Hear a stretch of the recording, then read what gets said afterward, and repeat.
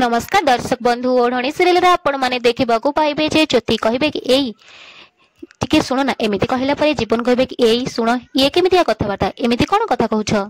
ज्योति कहबे ये मु सिनेमा रे देखिथिली बाहाघर परे ना तांको श्री माने स्वामी को एमिति ही डाकंती मु ए संपर्क गढिबाकू चाहूची ना सेत पई एमिति चेष्टा करूथिली। जीवन कहबे सिनेमा रे देखिथिलो को जुगर सिनेमा रे देखिथिलो तमे आजिकली एमिति केही भी करंतिनी तुम चेष्टा ना पूरा बेकार वृथा। ज्योति कहबे नहले बाहाघर परे केमिति संपर्क रखनी तमे तो सब जानिछ पीएचडी करछ ना। जीवन कहबे जेतिकी जानिछि तमठू बेसी जानिछि विवाह एमिति एक बंधन जहा परे पुओ झियो बाहाघर परे आईन अनुसार स्वामी स्त्री ही जानती। ज्योति कहबे एसबु बहिर पाठ मु सुनिबाकू चाहेनी पढ़िबा आ बुझिबा भितर ना बहुत फरक अछि। जीवन कहबे ताहले एमिति केमिति हबो ज्योति आमे तो जानिने केमिति कोन करबाकू हेबो।